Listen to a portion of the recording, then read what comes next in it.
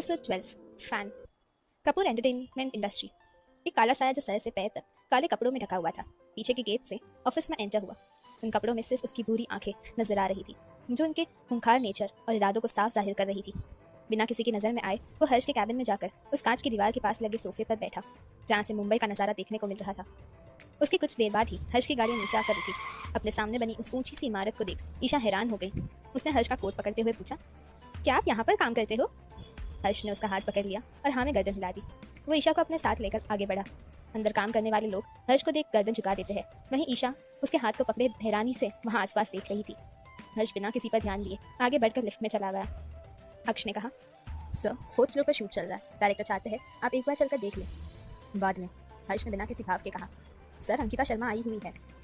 अक्ष ने वहाँ जाने की वजह बताई तो ईशा जोर से चिल्ला पड़ी। हर्ष ने फौरन उसकी तरफ देखा, चिंता करते हुए पूछा, बच्ची क्या हुआ? अंकिता शर्मा, वो जो फिल्मों में काम करती है, क्या वही अंकिता शर्मा? ईशा ने आंखें बड़ी कर एक्साइट होकर पूछा। यस मैम वही है।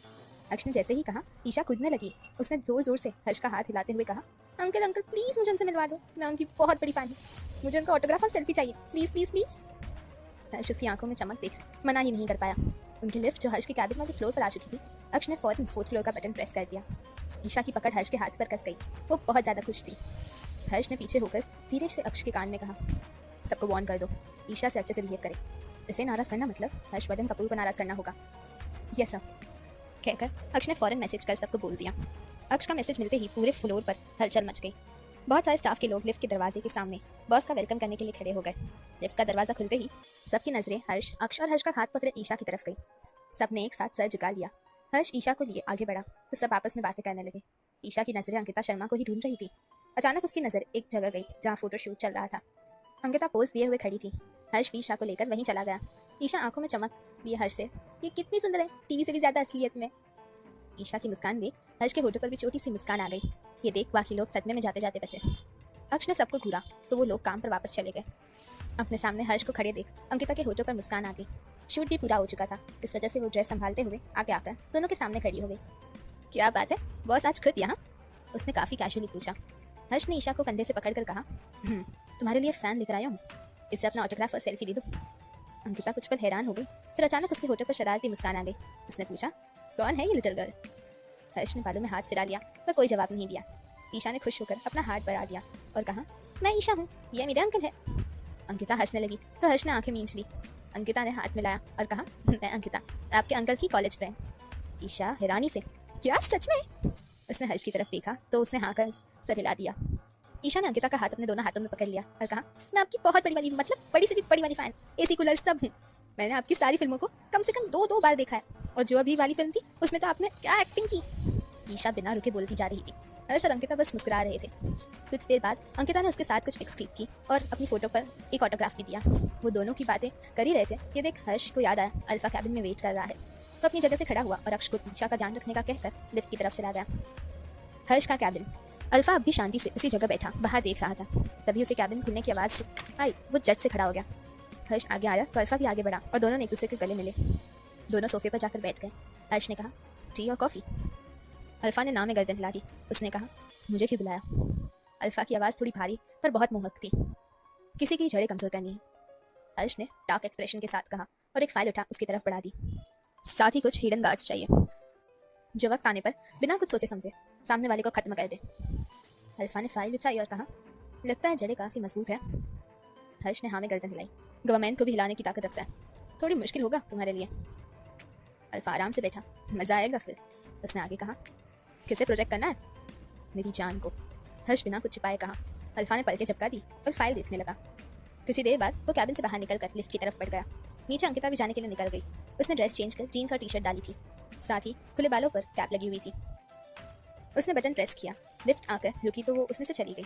अंदर पहले से ही अल्फा खड़ा था। अंकिता की नज़रें फ़ोन में थी और अल्फा की उस पर। जितनी वो फेमस थी उतनी तो लगभग सभी ही उसे पहचान लेते थे, पर अल्फा की आंखों में अलग ही भाव थे। जितनी देर वो दोनों लिफ्ट में थे, एक पल के लिए भी उसकी नज़रें अंकिता से नहीं हटी। लिफ्ट खुलते ही अंकिता ने मास्क निकाल कर लगा लिया और बाहर पार्किंग की तरफ बढ़ी, बिना ये जाने कि एक साया उसके बाहर निकलते ही उसके पीछे लगा हुआ है। अल्फा अपनी गाड़ी की तरफ बढ़ ही रहा था कि कुछ सोचकर वो अंकिता की तरफ बढ़ा। अंदर ईशा अकेली एक चेयर पर बैठे अंकिता के साथ खींची हुई फोटो देख रही थी। तभी एक आदमी उसके सामने आकर खड़ा हो गया। उसने टी-शर्ट पर डायरेक्टर लिखा हुआ था। उसने ईशा को देखकर कहा, परफेक्ट। उसके कहते ही ईशा की आंखें उठकर उसकी तरफ देखा। वो आदमी उसे मुस्कुराते हुए देख रहा था। ये देख ईशा भी मुस्कुराने लगी। उस आदमी ने कहा, बेटा प्लीज हमारी छोटी सी हेल्प करोगी? हाँ बोलिए, मैं क्या हेल्प कर सकती हूँ? ईशा ने खड़े होते हुए पूछा। बस तुम्हारी कुछ तस्वीरें चाहिए। उन्होंने कहा तो ईशा हैरान हो गई। प्लीज मना मत करो, हमारी मॉडल आ नहीं पाई और क्लाइंट्स को आज ही ऐड चाहिए। उन्होंने कहा। ईशा ने सर खुजा लिया। मुझे क्या करना होगा? कहते कहते ही डायरेक्टर ने कुछ लड़कियों को बुलाकर ईशा को उनके साथ भेज दिया। आगे क्या होने वाला है अंकिता और ईशा के साथ जानने के लिए सुनते रहिए लव यू अंकल, सिर्फ और सिर्फ अल्फाजों के सफरनामा पर। एपिसोड 30, एंग्री हर्ष। पार्किंग में पहुंचकर अल्फा और अंकिता अलग अलग रास्ते पर बढ़ गए। इस बात से अनजान की अंकिता का कोई पीछा कर रहा है। वो अपनी गाड़ी की तरफ जा ही रही थी। वहीं दूसरी तरफ अल्फा अपनी गाड़ी का दरवाज़ा खोलने ही वाला होता है कि कांच में से उसे ऐसा कुछ दिखा जिसकी वजह से वो अंकिता की तरफ बढ़ गया। चलते चलते अंकिता के कदम रुक गए क्योंकि उसके कानों में किसी के कदमों की आहट आ रही थी। उसने पीछे मुड़कर देखा तो पीछा करती हुई लड़की भागकर उसकी तरफ आने लगी। उसने राइट हैंड में एक काले रंग की शीशी थी जिसका ढक्कन उसने चलते चलते खोल दिया। अंकिता की आंखें हैरानी से बड़ी हो गई और लड़खड़ाते कदम उसके पीछे लेने चाहे, पर अपने ही पैर में पैर उलझने के कारण वो गिर पड़ी। लड़की ने बॉटल अंकिता के ऊपर फेंकी, जिसे देख उसने आंखों के सामने हाथ रखकर चेहरा छुपा लिया। ऑफिस में अल्फा के जाने के कुछ ही देर में हर्ष फिर से 4th फ्लोर पर चल पड़ा। जैसे ही लिफ्ट का दरवाज़ा खुला उसकी नज़रों के सामने ईशा थी। सब कुछ थम सा गया और इतने शोर में भी हर्ष को अपनी धड़कनें सुनाई देने लगी। अचानक ही उसने अपना हाथ दिल पर रख दिया, लेकिन नज़रें अब भी ईशा पर मौजूद थी। सफ़ेद रंग के वन पीस और माथे पर प्रिंसेस वाले क्राउन के साथ वो किसी प्रिंसेस से कम नहीं लग रही थी। उसकी खूबसूरती को देखकर वो अपनी पलक के तक चिपकाना भूल गया, लेकिन जल्दी वो आंखें सर्द हो गई। जैसी उसकी नज़र ईशा पर टिकी थी वैसे ही कई और नज़रें भी उस पर बराबर बनी हुई थी, जिनमें हवा साफ नजर आ रही थी। हर्ष के माथे पर बल पड़ गए और हाथों की मुट्ठियां भींच गई। अपना गुस्सा शांत करने के लिए उसने टाई की नॉट खींचकर उसे ढीला कर दिया। वहीं अक्ष की नज़र जब हर्ष पर पड़ी, खासकर उसके चेहरे को, तो पसीना छूट गया। वो उसकी तरफ जाकर उसे शांत करा पाता उससे पहले ही सबके कानों में हर्ष की गुस्से से भरी आवाज़ पड़ी, what the hell is going on over here? सबकी नज़र उसकी तरफ हो गई, यहाँ तक कि ईशा की भी। सारा स्टाफ सदमे में आ गया। बहुत दिनों बाद वो हर्ष के गुस्से को देख रहे थे। वो यही सोचने लगे कि पता नहीं आज कितने लोगों को ऑफिस से निकाल दिया जाएगा। हर्ष की इतनी तेज़ आवाज़ सुनकर ईशा चिहुक उठी और जब उसने हर्ष के चेहरे पर गुस्सा देखा तो अपनी जगह से कुड़कर खड़ी हो गई। हर्ष तेज़ कदमों से चलते हुए आगे आया जहाँ ईशा का शूट चल रहा था और वो वहीं खड़ी थी। वो बिल्कुल ईशा के बगल में आकर खड़ा हुआ और फिर से गुस्से भरी आवाज़ में कहा, किससे पूछकर ईशा से मॉडलिंग कराई जा रही है? ईशा की नज़रें झुक गई और वो 2 कदम हर्ष से दूर खड़ी हो गई। डायरेक्टर सामने आया और डरते हुए कहा, सर वो दिखाना नहीं आई इसीलिए। फायर्ड, हर्ष ने उसी लहजे में कहा, और बाकी सभी को इसमें शामिल है अक्ष। हर्ष ने उसकी तरफ देखते ही अक्ष भागते हुए उसके सामने जाकर खड़ा हुआ। ये मुझे यहाँ दिखने नहीं चाहिए और ईशा की सारी फोटोज यहाँ से डिलीट हो जानी चाहिए, उसने कहा और ईशा का हाथ पकड़कर उसे अपने साथ लिफ्ट की तरफ लेकर बढ़ गया। पार्किंग में अपने ऊपर कुछ भी न गिरा महसूस कर अंकिता ने धीरे से आंखें खोलकर ऊपर देखा। एक काला साया उसे कवर करते हुए उसके सामने खड़ा था। उसने सामने बॉटल लेकर खड़ी लड़की के हाथ मजबूती से पकड़ रखा था। लड़की बहुत कोशिश कर रही थी, फिर भी अपना हाथ नहीं छुड़ा पाई। अल्फा अपनी भूरी आंखों से उस लड़की को गुस्से से घूर रहा था। उसने दूसरा हाथ अपने पीछे ज़मीन पर बैठी अंकिता की तरफ बढ़ाया। एक नज़र उसके हाथ को देख अंकिता ने उसे पकड़ लिया और सहारे से खड़ी हो गई। खड़े होते ही एक सिसक उसके मुंह से निकल तो अपने पैर की तरफ देखा जो मुड़ने की वजह से सूज गया था। अल्फा ने भी उसके पैर की तरफ देखा।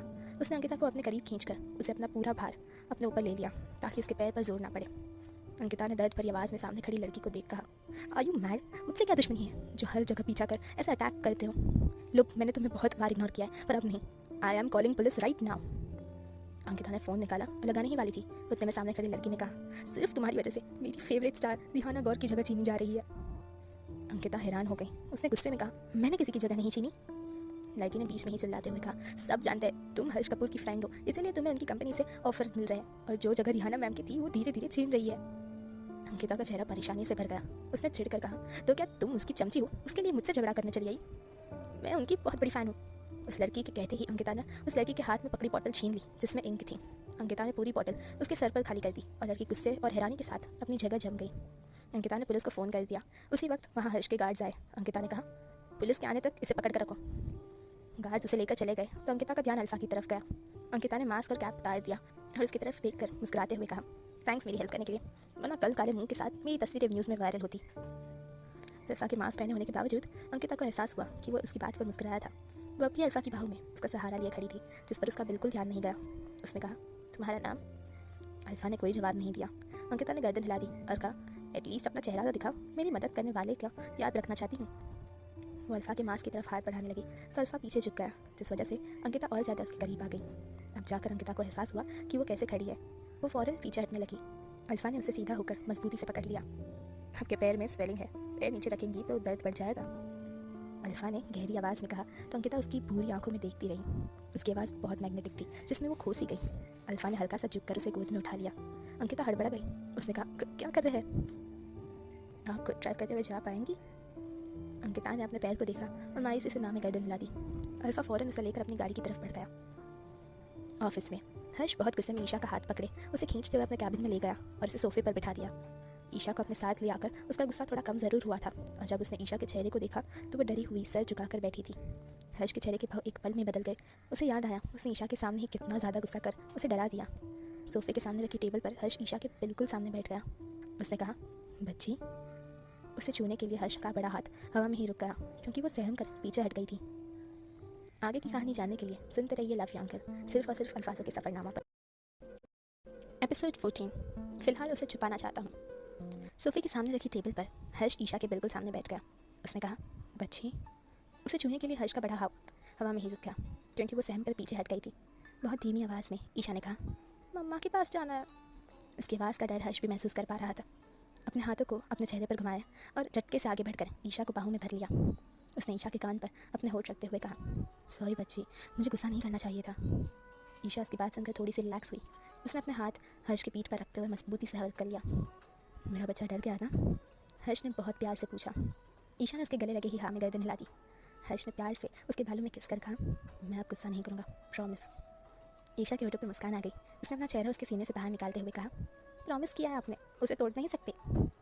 हर्ष के होठों पर छोटी सी मुस्कान आ गई। उसने ईशा की नाक चूम कर कहा, अगर प्रॉमिस तोड़ा तो तुम मुझे पनिश करना, ओके? ईशा ने खुश होकर अपनी गर्दन हाँ में मिला दी, जैसे कोई जंग जीत ली हो। कुछ वक्त बाद कैबिन का दरवाज़ा नॉक हुआ तो हर्ष वहाँ से उठकर खड़ा हो गया। उसने अंदर आने की परमिशन दी तो एक लड़की हाथों में ईशा के कपड़े लेकर आई थी। हर्ष ने उसके हाथों से बैग लेकर उसे वापस भेज दिया। ईशा अपनी जगह से खड़ी हो गई। हर्ष ने उसका हाथ पकड़ा और कैबिन से अटैच रूम में ले गया। कमरा कैबिन से भी बड़ा था और शानदार था, जहाँ आराम की हर चीज़ मौजूद थी। कभी हर्ष घर भी ना जाए तो आराम से यहाँ रुक सकता था। उसने हाथ में पकड़ा बैग ईशा की तरफ बढ़ाते हुए कहा, तुम चेंज कर लो, तब तक मैं खाने के लिए कुछ ऑर्डर करता हूँ। मैं आइसक्रीम खाऊंगी। ईशा ने बैग लेते हुए जैसे अपना फरमान ही सुना दिया था। होठों पर मुस्कान लिए हर्ष कमरे से बाहर निकला। बाहर पहले से ही अक्ष उसका इंतजार कर रहा था। अपनी कुर्सी की तरफ जाकर हर्ष आराम से बैठा और सबसे पहले ईशा और अपने लिए लंच ऑर्डर किया, खासकर आइसक्रीम। उसने अपनी नज़रें अक्ष की तरफ घुमाई तो उसका चेहरा फिर से सख्त हो गया। अक्ष ने एक पेन ड्राइव निकाल कर उसे दे दी। उसने कहा, पूरे स्टाफ को निकाल दिया है और इसमें मैम की आखिरी फ़ोटोज़ है। हर्ष ने पेन ड्राइव लैपटॉप से कनेक्ट कर दिया। फोल्डर ओपन करते ही ईशा की फ़ोटो सामने आई, जिसमें वो बहुत क्यूट लग रही थी। हर्ष का दिल एक बार फिर से धड़कने लगा। उसकी आंखों में चमक और होठों पर हल्की सी मुस्कान नजर आ रही थी, जिसे देखकर हर्ष ने डरते हुए पूछा, ईशा मैम बहुत खुश थी शूट करवाकर, क्या आपको वो अच्छा नहीं लगा? हर्ष की आंखें सर्द हो गई। उसने घूर कर अक्ष की तरफ देखा और कहा, उसे जो पसंद होगा वो करेगी, क्योंकि उसे हक है, और मेरे नाराज़ होने की वजह कुछ और थी। अभी के लिए मैं नहीं चाहता ईशा इस इंडस्ट्री में कदम भी रखे, क्योंकि हमारी एक गलती ईशा का पता लेबल कर सकती है। हर्ष ने परेशान भरी आवाज़ में कहा, मैं फ़िलहाल उसे छुपाना चाहता हूँ, तब तक जब तक अल्फा सब संभाल नहीं लेता। अक्ष को लगा था हर्ष ईशा के लिए ओवर प्रोटेक्टिव हो रहा है, पर वो बस उसकी चिंता थी। साथ ही हर्ष ने इतनी बड़ी बात बिना किसी संकोच के उसकी बताई थी, मतलब हर्ष उस पर बहुत ज़्यादा भरोसा करता था। डोंट वरी सर, मैंने सभी फ़ोटोज़ हटा दिया है, अक्ष ने कहा। तभी ईशा रूम का दरवाज़ा खोलकर बाहर आई। अक्ष ने हर्ष से इजाज़त ली और कैबिन से चला गया। हर्ष ने ईशा को अपनी तरफ आते देख पेन ड्राइव निकाल दी और अपनी जेब में रख दी। मुस्कुराते हुए उसने अपनी बाहें फैलाई तो ईशा आकर आराम से उसकी गोद में बैठ गई। अनजान सड़क पर चलती काले रंग की महंगी गाड़ी जिसे अल्फा सामने देखते हुए चला रहा था। पास वाली सीट पर अंकिता बैठी थी, जिस पर पूरा ध्यान अपने फ़ोन में था। अल्फा सामने देखते हुए ही बीच में इसमें एक उड़ती नज़र उस पर डाल देता था। उसे सामने देखते हुए ही पूछा, क्या आप ठीक है? अंकिता ने फ़ोन बंद कर दिया और उसकी तरफ मुड़ कर बैठ गई। उसने कहा, क्या आपको किसी ने कहा नहीं आपकी आंखें और आवाज़ में जादू है? ये मेरा सवाल नहीं था, अल्फा का लहजा सपाट था। अंकिता ने मुंह बना लिया। उसने कहा, अगर आपकी जगह कोई और होता तो 10 बार बिग फैन बोलकर परेशान कर देता, और तो और उसकी बातें कभी ख़त्म ही नहीं होती। लेकिन आपकी बातें तो जैसे किश्तों में बिक रही है। अपनी गर्दन हिलाते हुए उसने दोबारा से सर फोन में घुसा लिया। अल्फा की आंखें हैरत से बड़ी हो गई और वो सामने देखने की जगह अंकिता को ही देखने लगा। आगे बिना कोई बात किए गाड़ी एक घर के सामने जाकर रुकी। अंकिता ने दरवाज़ा खोल दिया, पर उतर पाती उससे पहले ही अल्फा गाड़ी से उतरकर उसकी तरफ आया। उसने अपना हाथ अंकिता के सामने कर दिया, पर अंकिता दरवाज़ा पकड़ कर ही नीचे उतरने लगी। अल्फा ने गर्दन हिला दी और बिना किसी परवाह किए वो क्या कहेगी उसने अंकिता को गोद में उठा लिया। मैं चल सकती हूँ, अंकिता ने उसे नज़रें फेरते हुए कहा। क्या आपको किसी ने कहा नहीं कि आप बहुत ज़िद्दी हो? अल्फा के कहते ही अंकिता ने आंखें घुमा ली। वो उसे लेकर आगे बढ़ा और दरवाजे के सामने जाकर खड़ा हो गया। अंकिता ने डोर पर फिंगरप्रिंट लगाई। दरवाज़ा खुलते ही अल्फा ने उसे अंदर ले गया। शायद पूरे घर में वो अकेली ही रहती थी, फिर भी घर काफ़ी ज़्यादा बड़ा था। अल्फा उसे सोफे पर बिठा देता है। फर्स्ट एड, उसने आसपास नज़रें दौड़ाते हुए पूछा। मैं कर लूँगी, अब आप बैठो, चाय लोगे या कॉफ़ी? अंकिता ने उठने की कोशिश की तो अल्फा ने अपनी पूरी आंखों से उसे घूर कर देखा। अंकिता जैसे ही उठी थी चुपचाप वैसे ही नीचे बैठी। एक टेबल की तरफ उंगली कर उसने इशारा किया। अल्फा ने ड्रॉवर में से फर्स्ट एड निकाला और अंकिता के सामने बैठकर उसके पैर में स्प्रे कर दिया। उसके बाद उसने पट्टी बांधी और उठकर खड़ा हुआ। खाना कौन बनाता है? उसने पूछा। आंटी आ जाती है शाम को, अंकिता ने उसकी तरफ देख जवाब दिया। अल्फा ने गर्दन हाँ में लाई और कहा, मैं चलता हूँ, उनके आने से पहले यहाँ से उठना मत। बिना आगे कुछ कहे या सुने वो दरवाजे से बाहर की तरफ निकल गया और अंकिता ने भी उसे नहीं रोका। बाहर आकर वो गाड़ी में बैठा और वहाँ से सीधा शहर के बाहर वाले रास्ते पर गाड़ी ले ली। जंगल के बीच में से गाड़ी चलाते हुए घर के सामने जाकर रुकी। घर के बाहर बहुत ज़्यादा सिक्योरिटी थी और उस जगह दूर दूर तक दूसरा कोई घर नहीं था। एक काले कपड़े वाला आदमी भागते हुए आया और गाड़ी का दरवाज़ा खोल दिया। अपने कपड़े सही करते हुए अल्फा उतरा और बिना किसी पर ध्यान दिए सीधे अंदर जाने लगा। बहुत सारे गार्ड्स एक लाइन में सर झुकाए खड़े थे। उसके जाने के बाद सब फिर से अपनी अपनी पोजीशन पर जाकर खड़े हो गए। एक कमरे में पहुंचकर अल्फा ने दरवाज़ा बंद कर दिया। अपना काला कोट उतार कर उसने सोफे पर रखा और आईने के सामने जाकर मास्क उतार दिया। जितनी खूबसूरत उसकी आंखें थी उतना ही आकर्षक उसका चेहरा। बालों में हाथ घुमाकर वो सीधे वॉशरूम में चला गया। आगे की कहानी जानने के लिए सुनते रहिए लाफ यांगल, सिर्फ और सिर्फ अल्फाजों के सफरनामा पर। एपिसोड 15, हर्ष के साथ लड़की। जंगल में मौजूद डार्क विला में अल्फा फ्रेश होकर बाथरूम से बाहर आया तो उसी की उम्र का लड़का वहाँ पहले से खड़ा था। अल्फा को देख उसके होठों पर मुस्कान आ गई। उसने कहा, अल्फा भाई कहाँ चले गए थे आप? ना खुद कॉल करते हो ना आपका फ़ोन लगता है। मेरा छोड़, मैंने जो काम बोला था वो हुआ? बिना बात को घुमाए अल्फा ने कहा। अपने बाल पोंछते हुए सोफे पर जाकर बैठा। सामने खड़े लड़के का मुंह उतर गया। उसने कहा, हाँ बॉस, जैसा आपने बोला था 2 टीम तैयार है। गुड, फीमेल गार्ड्स A1 को इसी वक्त हर्ष के पास भेज दो और दूसरी टीम A2 को अभी यहाँ बुला लो। अल्फा ने बिना किसी भाव के कहा। प्रिंस जो अल्फा का सबसे भरोसेमंद और भाई जैसा था उसने हाँ कहा। वो भागते हुए कमरे से बाहर चला गया। अल्फा ने हाथ में पकड़ा टॉवल साइड में रखा और सर पीछे टिकाकर आंखें बंद कर ली। 2 महीने से वो घर और अपनी पहचान से दूर था। ये पहली बार नहीं था जब वो ऐसे चला जाता, लेकिन उसका पता उसके बेस्ट फ्रेंड यानी हर्ष के पास ज़रूर रहता। फैमिली के नाम पर बस अब वो दोस्त बचा था जिसके लिए अल्फा आधी रात को भी चल पड़ता। कपूर इंडस्ट्री। रिहाना गुस्से में चलते हुए हर्ष के कैबिन की तरफ बढ़ रही थी। बिना दरवाज़ा नॉक किए वो अंदर की तरफ आई। उसकी आंखें हैरानी से बड़ी हो गई। हर्ष के साथ लड़की? धीरे से वो बड़बड़ाई। सामने हर्ष जो ईशा को खाना खिला रहा था रिहाना के अचानक से आ जाने से गुस्से के साथ उसे देखने लगा। ये तो वही लड़की है जो मॉल में मिली थी। रिहाना सोच ही रही थी कि उतने में हर्ष की तीखी आवाज़ उसके कानों में पड़ी। What the? हर्ष की बात भी पूरी नहीं हुई उतने में रिहाना चिल्लाई, अंकिता को यहाँ लाकर क्या कसर रह गई थी जो मेरा शूट भी आज किसी और से कराया गया? ईशा को इग्नोर कर उसने अपना गुस्सा उतारना शुरू कर दिया। हर्ष की आंखें ठंडी पड़ गई। उसने दोबारा ईशा की तरफ चेहरा कर लिया। उसका खाना हो चुका था इसलिए हर्ष ने उसे पानी पिलाया और रूम में जाने का इशारा किया। हर्ष का गुस्सा ईशा सुबह ही देख चुकी थी इसलिए उसने कोई नानुकर नहीं किया, क्योंकि हर्ष का चेहरा गुस्से से भर चुका था जब कभी भी फटफटता। ईशा के जाने के बाद हर्ष आराम से उठकर कुर्सी पर आकर बैठा। उसने कहा, वो बस एक गलतफहमी थी, जाकर अपना शूट पूरा करो और आगे से ऐसा कुछ भी ना हो। और चाहती हो कि आगे से ऐसा कुछ ना हो तो वक्त की कदर करो और वक्त पर आना सीखो। रिहाना गुस्से के साथ हर्ष को देखने लगी। तुम बदल गए हो हर्ष, शायद तुम्हें अब मेरी ज़रूरत नहीं रही। तो मैं बता दूं कि कंपनी ने मेरे साथ 2 साल का कॉन्ट्रैक्ट साइन किया। कोई भी मेरी जगह नहीं ले सकता या मुझे यहाँ से बाहर नहीं कर सकता। और तुम्हें लगता है कि कोई कॉन्ट्रैक्ट मुझे तुम्हें निकालने से रोक सकता है? हर्ष की आवाज़ इतनी सर थी जिससे रिहाना की रीढ़ की हड्डी भी कपकपा गई। हर्ष ने आके कहा, मैं किसी को एक्सप्लेनेशन देना ज़रूरी नहीं समझता, तो जाओ और जाकर अपना काम करो जिसके तुम्हें पैसे मिलते हैं। हर्ष की बात ने रिहाना का मुंह बंद कर दिया और वो चुपचाप वहाँ से चली गई। कैबिन के दरवाजे से बंद होने की आवाज़ से बेडरूम का दरवाज़ा हल्के से खुला और ईशा का छोटा सा सर बाहर आया। वो सर घुमाकर चेक करने लगी कि रिहाना सच में चली गई या नहीं। हर्ष जो कब से उसकी हरकतों को नोटिस कर रहा था उसने कहा, क्या हुआ बच्चे, कुछ चाहिए? अपना चेहरा हर्ष की तरफ घुमाते हुए ईशा ने दांत दिखा दिए और कहा, घर चले? हर्ष ने गाड़ी में वक्त देखा और कहा, बस 15 मिनट वेट करो, थोड़ा सा काम बचा है वो ख़त्म कर लूँ और फिर घर चलेंगे। ईशा ने हाँ में सर हिला दिया और सोफे पर जाकर बैठ गई। हर्ष जल्दी जल्दी में अपना काम ख़त्म करने लगा। आधे घंटे बाद जैसे ही हर्ष का काम खत्म हुआ उसने सबसे पहले नज़र ईशा पर डाली तो देखा ईशा सो चुकी है। उसका एक पैर सामने वाली कांच की टेबल पर था और दूसरा ज़मीन पर। गर्दन हल्की सी टेढ़ी हो चुकी थी और हाथ पेट पर थे। दुनिया भर की मासूमियत उसके चेहरे पर झलक रही थी, जिसे देख हर्ष अपने कदम उसकी तरफ बढ़ाने से नहीं रोक पाया। बिना आवाज़ किए वो ईशा के बगल में बैठा और एक हाथ सोफे पर टिकाते हुए उस पर अपना चेहरा टिका दिया। बहुत ध्यान से वो ईशा के चेहरे को देखने लगा। बच्ची, सोचा नहीं था कभी मेरी ज़िंदगी में भी कोई लड़की होगी जो मेरे लिए इतना ज़रूरी होगी। सांसों की तरह तुम्हें अपने साथ और संभाल कर रखूँगा, बस मुझसे कभी दूर मत होना। ईशा के बंद पलकों को देखते हुए उसने कहा। दोनों की धड़कनें और सांसें एक साथ चलते हुए धुन बना रही थी। अपना चेहरा ईशा के करीब कर झुका और हर्ष उसके होठों की तरफ बढ़ने लगा। बस कुछ इंच की दूरी थी और वो रुक गया। अपनी आंखें कसकर बंद करते हुए वो बोला, ये हक तुम्हारी इजाज़त के साथ हक से लूँगा। कहते हुए वो पीछे हुआ और चुपचाप उसे देखता रहा। शाम का वक्त। एक दूसरे के हाथ में हाथ डाले आकृति और अभिनव रेत पर ही बैठे हुए थे। आकृति का सर अभिनव के कंधे पर था और दोनों ढलते हुए सूरज पर नजरें टिकाए बैठे थे। अभिनव ने अपनी नजरें आकृति की तरफ कर ली और कहा, हमेशा ख्यालों में ही तुम्हारे साथ ऐसा वक्त गुजारा था। कभी लगा नहीं मसलियत में मेरे कंधे पर सर टिकाए हाथों में हाथ डालकर बैठी होगी। आकृति की पकड़ अभिनव पर और मजबूत हो गई। उसने कहा, काश ये सपना ना हो जो आंखें खुलते ही टूट जाएगा। अभिनव ने उसका सर सहलाया, लेकिन अगले ही पल उसके होठों पर बनी मुस्कान गायब हो गई। उसने आकृति की तरफ देखा जो आंखें बंद किए हुए थी। अभिनव ने अपना फ़ोन निकाला और गैलरी में कोई तस्वीर ढूंढने लगा। एक तस्वीर पर जाकर उसकी उंगली रुक गई। उसने सामने कुछ दूरी पर वही इंसान एक लड़की को कमरों में हाथ डाले घूम रहा था। अभिनव ने अपने हाथ से आकृति का चेहरा पूरी तरह कवर कर लिया और उस लड़के की तस्वीर खींचकर हर्ष को भेज दी। ईशा और हर्ष घर पहुंचकर बस उतरने ही वाले थे, उतने में हर्ष के फ़ोन पर अभिनव का मैसेज आया। हर्ष ने देखा तो उसकी आंखें सख्त हो गई। ईशा के माथे पर किसकर उसने कहा, मुझे एक ज़रूरी काम है, तुम जाओ। ईशा मुस्कुरा कर उतरने लगी तो हर्ष ने झट से उसका हाथ पकड़ लिया। सवालिया नज़रों से देखते हुए ईशा ने पूछा, क्या हुआ? कुछ सोचकर हर्ष ने अपना गाल आगे कर उंगली से टैप करने लगा। ईशा थोड़ी हैरानी हुई, फिर उसने हर्ष का चेहरा अपने हाथों में भर लिया ताकि पहले की तरह वो चेहरा ना घुमा सके। उसके गालों पर होठ रख वो झट से उतर कर बिना रुके घर से अंदर चली गई।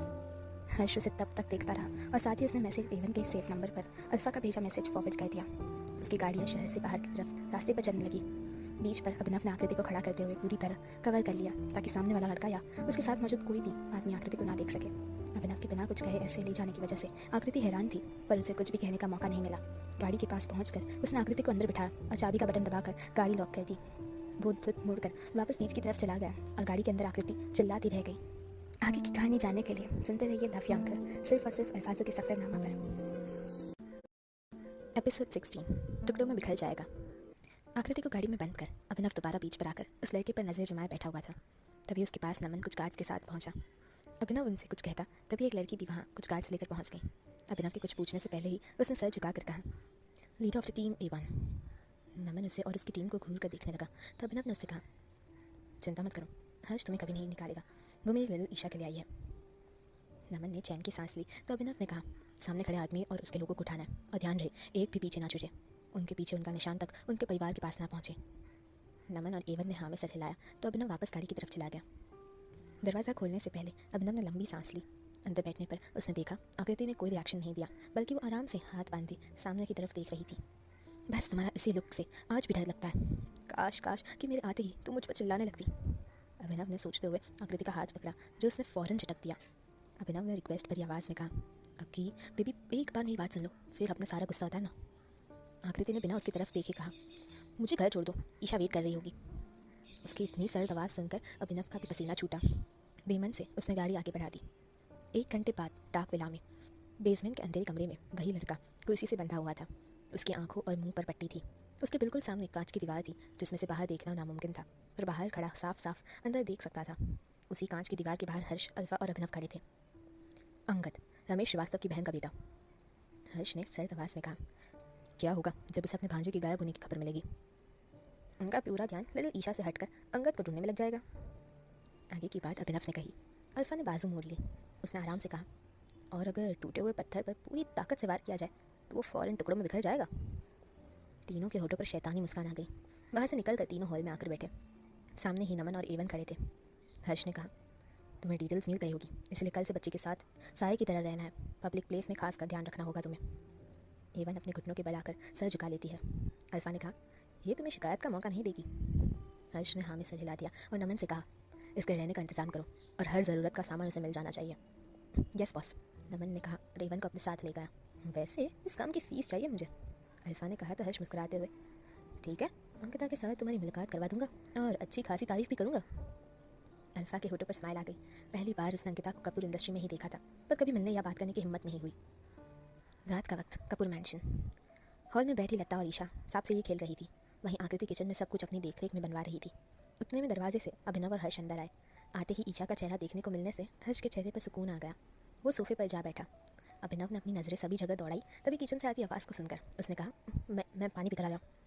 उसकी बात सुनकर हर्ष और लता हंसने लगे। एक सर्वेंट लता के पास आई और उनकी तरफ फ़ोन बढ़ा दिया। लता ने देखा उसकी दोस्त का फ़ोन था, जिसे लेकर वो साइड में चली गई।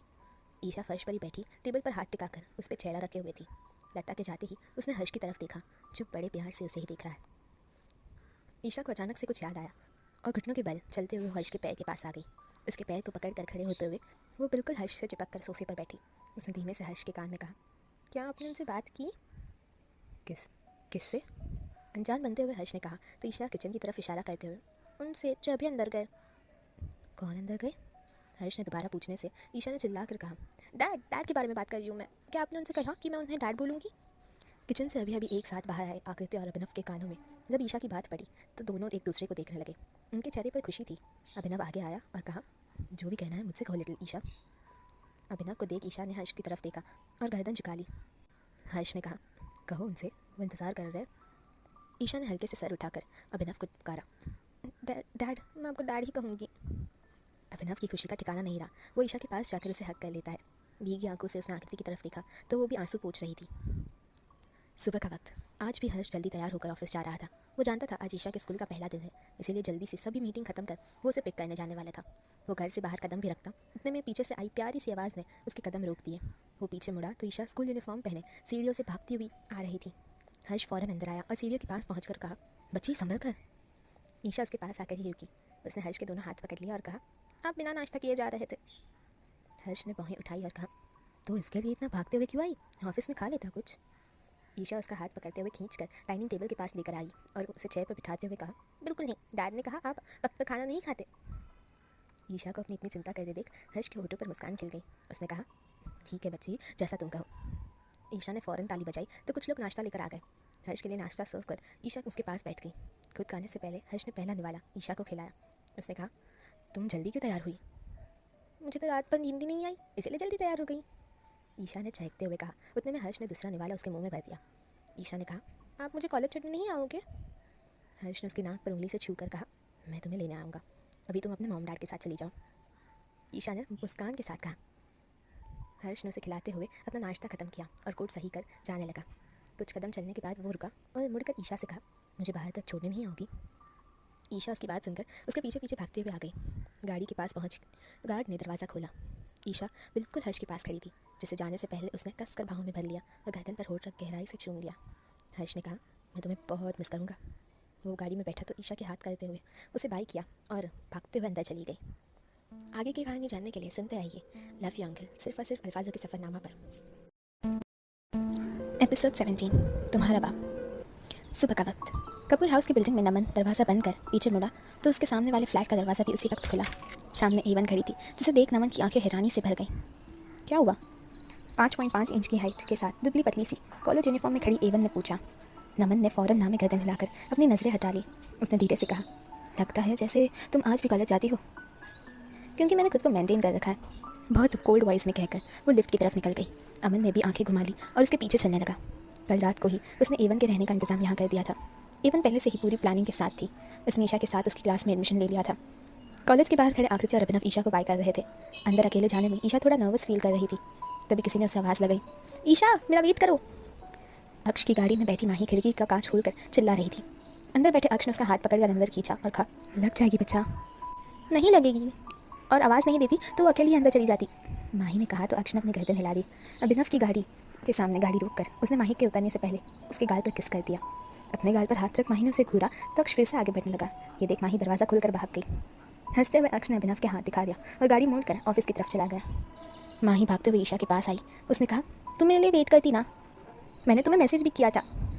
ईशा ने झट से फ़ोन निकाल कर देखा और सर पर हाथ लगा लिया। अरे मैं तो फ़ोन दिखना ही भूल गई। कोई बात नहीं, मुझे पता था तुम्हें डर लग रहा होगा, लेकिन अब मैं हूँ ना, चलो, माही ने कहा और दोनों हाथ पकड़कर गेट से अंदर चली गई। गाड़ी के पास खड़ी आकृति ने चैन की सांस ली और कहा, थैंक गॉड उसे पहले दिन ही कोई दोस्त मिल गई। थैंक गॉड तुम भी टेंशन फ्री हो गई। अभिनव ने उसके कंधे पर हाथ डाल अपनी तरफ खींचा। उसने कहा, चलो आज से तुम्हारा स्कूल भी शुरू। मेरा स्कूल? हैरानी के साथ आकृति ने पूछा। अभिनव ने आई विंग कर कहा, जाने मन, चलो तो सही। उसने दरवाज़ा खोला और आकृति के अंदर बैठा दिया। कुछ ही देर में वो लोग एक लॉ फर्म के बाहर खड़े थे। आकृति की आंखें ढक अभिनव उसे गाड़ी से बाहर उतारता है। तुम रेडी हो ना? अभिनव ने एक्साइट होकर पूछा तो आकृति ने ठंडा सा जवाब दिया, हाँ बिल्कुल, अब दिखा भी दो। अभिनव ने फ़ौरन अपना हाथ हटा लिया तो आकृति हैरान रह गई। उस बड़े से ऑफिस के ऊपर ईशा का नाम लिखा हुआ था। आकृति हैरानी के साथ, ये सब मेरी बीवी के लिए छोटा सा तोहफा। अभिनव ने उसे बैक हक कर कहा तो आकृति की पकड़ उसके हाथों पर कस गई। उसने कहा, कब किया तुमने ये सब? उसी दिन जब तुम यहाँ गई थी। वो क्या है ना, मेरी बीवी के पेट पानी के इंतज़ाम करना ही था। अभिनव ने मजाकिया लहजे में कहा तो आकृति उसके पेट पर कोनी मार दी। उसने कहा कंजूस कहीं के, फिर इतने पैसे क्यों कमाए जब मुझे पूछ नहीं सकते।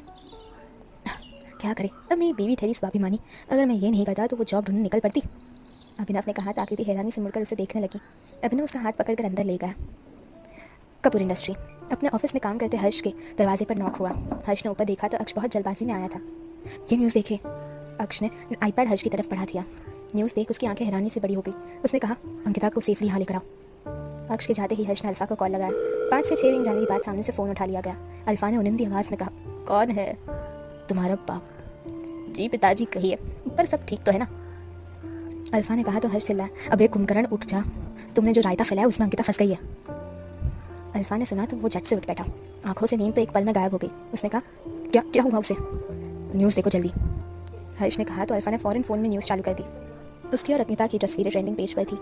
Ankita is dating a secret guy, who is he, Ankita secret boyfriend. ऐसे ही ना जाने क्या क्या हैशटैग वायरल हो रहे थे। जब अल्फा ने अंकिता को गोद में उठाकर घर छोड़ा था वही तस्वीर थी। अल्फा ने बालों में हाथ फिरा लिया। फ़ोन कान से लगाकर उसने कहा न्यूज़ हटा सकते हो ना। हर्ष ने कहा हाँ, पर उसकी लोकेशन रिवील हो गई है, नई जगह चाहिए। उसे यहाँ रहने के लिए कन्विंस कर पाओगे। अल्फा ने हिचकिचाते हुए कहा तो सामने से हर्ष के हंसने की आवाज़ आई। हर्ष ने कहा कर तो लूँगा, पर अपना भूत बंगला पहले एक लड़की के रहने लायक बना।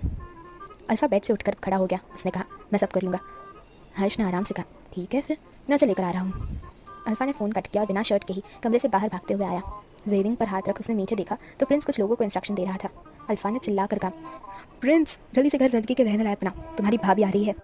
वो बिना कुछ सुने दोबारा कमरे में चला गया और नीचे खड़े लोगों को शॉक में डाल दिया। प्रिंस ने दोहराया घर रहने लायक बना क्योंकि भाभी आ रही है। उसने अचानक यही बात चिल्लाते हुए कही तो वहाँ काम करने वाले फ़ौरन भाग दौड़ करने लगे। कॉलेज में ईशा क्लास में सबके सामने खड़ी होकर अपना इंट्रोडक्शन दे रही थी। तभी एवन के अंदर आई और ईशा के साथ खड़ी हो गई। टीचर ने कहा ये दोनों आज से आपके साथ पढ़ेंगी। एवन ने कहा हेलो, मेरा नाम ऐना है, आई होप आप मुझे सपोर्ट करेंगी। वो ईशा की तरफ देख मुस्कुराई तो ईशा भी मुस्कुरा दी। वहीं आखिरी बेंच पर बैठे 4 लड़कियों के चेहरे पर शातन मुस्कान आ गई। उन्हें बुली करने के लिए नया शिकार जो मिल गया था। माही ने दोनों को अपने पास बिठा लिया जो आगे ही थी। आगे की कहानी जानने के लिए सुनते रहिए लव यू अंकल, सिर्फ और सिर्फ अल्फाजों के सफरनामा पर। एपिसोड 18। अल्फा के घर में अंकिता। स्कूल में ब्रेक होते ही ऐना, ईशा और माही खाना खाने के लिए कैंटीन चली गई। उनके पीछे वो 4 लड़कियां भी थी। इससे अनजान कि उनके दिमाग में क्या चल रहा है। तीनों लड़कियां अपनी ही बातों में बिजी थी। खाना लेकर तीनों टेबल की तरफ ही जा रही थी। इतने में उन 4 लड़कियों की लीडर मोना चलते हुए ईशा के पैर के सामने अपना पैर अड़ा देती है। कुछ ही पल में सभी लड़के लड़कियां खड़े होकर हंस रहे थे, पर ज़मीन पर ईशा नहीं, मोना गिरी हुई थी। जब उसने अपना पैर ईशा के पैर में अड़ाया तो ऐना ने उसे फ़ौरन से अपनी तरफ खींचकर मोना के ही पैर में अपना पैर अड़ा दिया। मोना संभल नहीं पाई और सीधा मुंह के बल जा गिरी। ये देख उसकी तीनों दोस्त भी हंसने लगी, पर जल्दी उन्होंने खुद को संभाल कर मोना को खड़ा किया। मोना का चेहरा देख तो बाकी लोग और भी ज़्यादा हंसने लगे क्योंकि उसकी नाक सूख चुकी थी। वो गिर गई। ये देख माही और ईशा को पहले तो काफ़ी बुरा लगा, पर उसकी शक्ल देख वो दोनों भी पेट पकड़ कर हंसने लगी। मोना ने उनकी तरफ गुस्से से देखा और वहाँ से चली गई, जिससे पीछे उनके तीनों चमचियाँ भी चली गई। ईशा, माही और ऐना एक टेबल पर बैठ गई, लेकिन माही और ईशा की हंस कर बुरी हालत थी। बाकी बच्चे भी अब तक हंस रहे थे। ऐना ने ईशा की तरफ देख कहा मेरे ख्याल से वो तुम्हें बुली करने वाली है, क्योंकि उसने अपना पैर अड़ाकर तुम्हें गिराने की कोशिश की। तुम तो बहुत ज़्यादा क्विक हो, तुमने मुझे भी बचा लिया और उसे गिरा भी दिया। ईशा ने उसकी बात को अनसुना कर हंसते हुए कहा, लेकिन माही का चेहरा सीरियस हो गया। उसने कहा वो चारों सबको परेशान करती है, पिछले साल मुझे भी बहुत किया। लेकिन क्यों? ईशा ने पूछा। क्योंकि वो ट्रस्टी की डॉटर है और उसे लगता है ये कॉलेज सिर्फ उसका है। माही ने कहा तो ईशा को भी गुस्सा आने लगा। हमें आगे से संभल कर रहना होगा, वरना जो आज सब उस पर हंस रहे थे वो हम पर भी हंस सकते थे। हैना ने आराम से कहा मेरे होते हुए तुम दोनों को चिंता करने की ज़रूरत नहीं, मैं मार्शल आर्ट में ब्लैक बेल्ट हूँ। मजाक के अंदाज में उसने पंच दिखाते हुए कहा तो माही और ईशा फिर से हंसने लगी। ऑफिस में अंकिता सर पकड़कर हर्ष के सामने बैठी थी। उसने परेशानी से कहा अपने ही घर में जाने के लिए मेरी हालत चूरो जैसी हो गई है, ऊपर से वो रिहाना की डाई हार्ट फैन मुझे डाई होने पर मजबूर करने लगी है। तुम्हारा एड्रेस रिवील हो चुका है, जब तक एक सेफ प्लेस नहीं ढूंढ लेते तब तक मेरे दोस्त के घर रहो, फिलहाल के लिए तुम वहीं सेफ रहोगी। हर्ष ने उसके सामने पानी का ग्लास रखते हुए कहा। लंबी सांस लेकर अंकिता पानी पीती है। उसके बाद दोनों ही डार्क मैंशन की तरफ निकल पड़ते हैं। डार्क मैंशन पॉर्श में गाड़ी रुकते ही गार्ड्स भागते हुए आकर दरवाज़ा खोलते हैं। सहमी हुई सी अंकिता हर्ष के साथ बाहर आती है। उसने कहा यार हर्ष, ये क्या जंगल में ले आए, यहाँ पक्का इंसान रहते हैं या मोगली और उसके दोस्त। हर्ष ने कोई जवाब नहीं दिया तो अंकिता दोबारा गाड़ी की तरफ मुड़कर मुझे नहीं लगता यहाँ इंटरनेट का कनेक्शन भी होगा। हर्ष ने फ़ौरन उसका हाथ पकड़ लिया। उसने कहा डरो मत, यहाँ सब कुछ मिलेगा जो तुम्हें चाहिए। उसने कहा। उसी वक्त अल्फा अपने लुक में मुंह पर मास्क लगाए बाहर आया। अंकिता मुड़ी तो उसे देख पहले हैरान हुई और अगले ही पल गुस्से से भर उठी। यही वो आदमी है जिसकी वजह से मुझे घर छोड़ना पड़ा। अल्फा उसके ठीक सामने आकर खड़ा हुआ। उसने कहा उसके लिए मुझे माफ़ कर दो, गलती मेरी थी, इसलिए मैंने तुम्हारी जिम्मेदारी उठाने की सोची है। हाँ, तुम क्या मेरे बाप हो जो जिम्मेदारी उठाओगे? बाजू मोड़ते हुए उसने गुस्से से कहा। नहीं, अल्फा के सभी गार्ड्स और प्रिंस तो अल्फा के इतने शान भाव को देख हैरान थे। उन्होंने इस आदमी को हमेशा कोल्ड ऑरे में देखा था। अल्फा ने इशारा किया तो सर्वेंट अंकिता का सामान लेकर अंदर चले गए। अल्फा ने अंकिता को हाथ से घर के अंदर चलने का कहा तो मुंह बनाते हुए अंकिता आगे बढ़ गई। उसके जाते ही अल्फा ने एक्साइट होकर हर्ष को गले लगा लिया। बस बस, तुम भी क्या याद रखोगे, ये हर्ष कितना दिलदार है, अपनी तारीफ करते हुए उसने कहा और हंसने लगा। अल्फा उसे अपने साथ लेकर अंदर बढ़ गया। प्रिंस अंकिता को कमरा दिखाने ले गया था, इसलिए हर्ष और अल्फा दोनों बेसमेंट में चले गए। उस अंधेरे कमरे में अंगद चिल्लाया जा रहा था और वो पहली बार नहीं था। वहीं लागी कांच की दीवार पर जोर जोर से हाथ मारता और दरवाजे पर भी यही करता। उसका ये सिलसिला जब से आया था तब से चले जा रहा था। हर्ष ने डेविल स्माइल के साथ कहा, क्या लगता है इसे पागल होने में कितने दिन लगेंगे? इसकी कैपेसिटी के हिसाब से 20 दिन काफ़ी है, अल्फा ने कहा और हर्ष की तरफ मुड़ गया। एटू को मथुरा भेज दिया है, जल्दी मैं भी चला जाऊंगा। हर्ष ने कहा, मैं भी आऊँगा, आखिर मैं बच्चे के दुश्मनों को बर्बाद होते देखना चाहता हूँ। अल्फा ने हामी गर्दन ला दी और अंगद को एक बार देखा। दोनों दोबारा घर के अंदर आ गए। हर्ष ने उससे सवाल किया, तुम अपने हथियारों में ज़्यादातर लड़कियों को क्यों रखते हो? एक लड़की लड़कों से ज़्यादा खतरनाक साबित होती है। उनकी मल्टीटास्किंग सोच ऐसे मशीन्स में काबिल तारीफ है और खासकर उन्हें ऑर्डर देने की ज़रूरत नहीं पड़ती, वो सिचुएशन के हिसाब से डिसीजन ले लेती है। वो कभी बेचारी बन जाए तो कोई उन पर शक नहीं कर पाता। अल्फा की बात पर हर्ष स्पीचलेस हो गया। वो दोनों बैठे ही थे, उतने में अंकिता वापस नीचे आ गई। अल्फा ने कहा, कमरा और घर ठीक तो है ना? आई मीन डर तो नहीं लग रहा? मैं क्यों डरने लगी? डरना तो तुम्हें चाहिए, वो भी मुझसे। तुम्हारी वजह से मैं बेघर हो गई तो झेलो मुझे, अंकिता ने कहा तो अल्फा बस उसे देखता रहा। हर्ष ने उठते हुए कहा, चलो फिर सब सही में है तो मैं चलता हूँ। अल्फा मेरी दोस्त का ख्याल रखना। अल्फा ने उसे बाय करते हुए हाथ दिखा दिया। उसके जाते ही अंकिता ने एक नज़र अल्फा की तरफ देखा और फौरन मुड़कर सीढ़ियों की तरफ भाग गई। आंखें झपकाते हुए वो अंकिता को जाता हुआ देखता रहा। मथुरा, घर के ऊपर तो यादव मेंशन लिखा हुआ था, पर अंदर कोई उस नाम का इंसान मौजूद नहीं था। अंदर सभी कुंडली मारकर बैठे सांप थे। मेंशन के गेट पर साड़ी पहने 2 लड़कियां एक बूढ़े के साथ खड़ी थी। लड़कियों ने पल्लू सर पर लेकर रखा था, अपना आधा चेहरा ढक रखा था। कुछ पूछताछ के बाद वो लड़कियां घर के अंदर दाखिल हुई।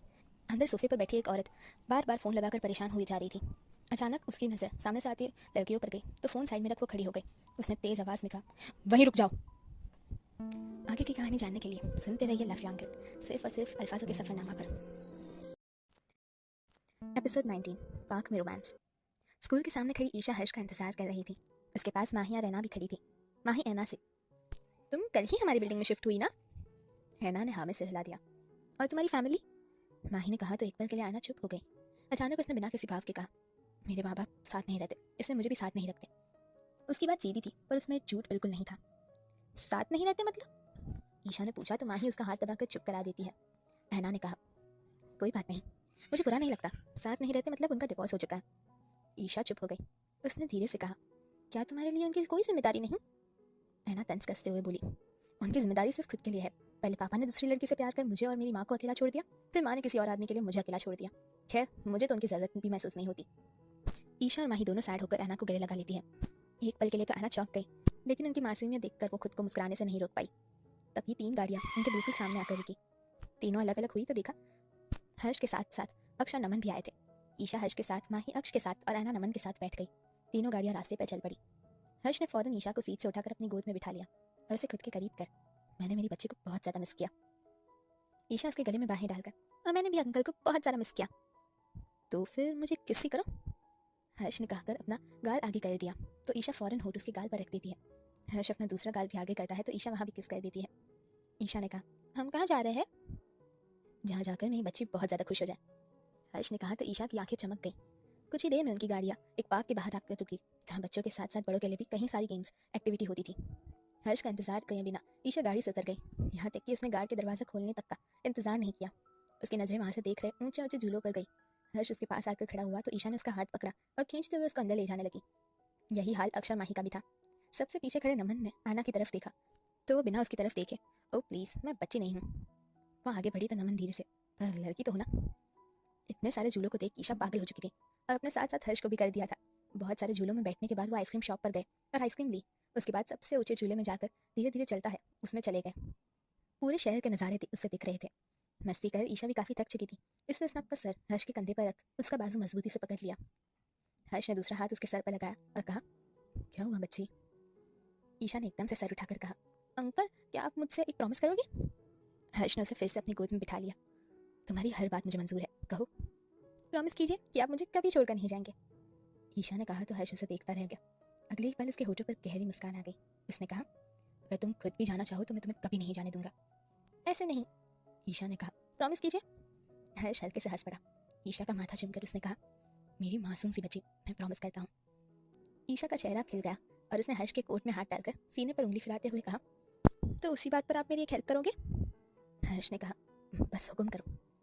ईशा ने अपना चेहरा ऊपर कर कहा, क्यों ना हम मम्मा और डैडा की शादी करा दें, ताकि वो कभी अलग ना हो और मुझे कभी छोड़कर ना जाए। उसके मासूम से चेहरे पर हर्ष का दिल पिघल गया। उसने कहा, ठीक है, तुम्हारे लिए कुछ भी करूँगा। ईशा मुस्कुरा दी तो हर्ष ने कहा, लेकिन तुम्हें तो पता है मैं फ्री में नहीं करूँगा। मैं आपको बहुत सारी किस्सें दूंगी, प्रॉमिस, लेकिन आप ये कर दो ना। ईशा ने मासूमी से कहा। ये लड़की दिन ब दिन उसे पागल किए जा रही थी। हर्ष ने लंबी सांस ली और ईशा की गर्दन के पीछे हाथ डालकर उसके निचले होठ को अपने मुंह में ले लिया। ईशा ने कोई विरोध नहीं किया, बल्कि हर्ष के गले में हाथों की पकड़ मजबूत कर वो अपनी आंखें बंद कर ली। पूरी शिद्दत से हर्ष उसके होठों का रस पिए जा रहा था। कभी निचला तो कभी ऊपर का होठ, वो खा जाने को तैयार था। ईशा के कंधे पर रखा दूसरा हाथ पीठ से धीरे धीरे फिसलता हुआ कमर पर जाकर रुका और शर्ट को खिसका कर हाथ अंदर डालते हुए पीठ पर फिराने लगा।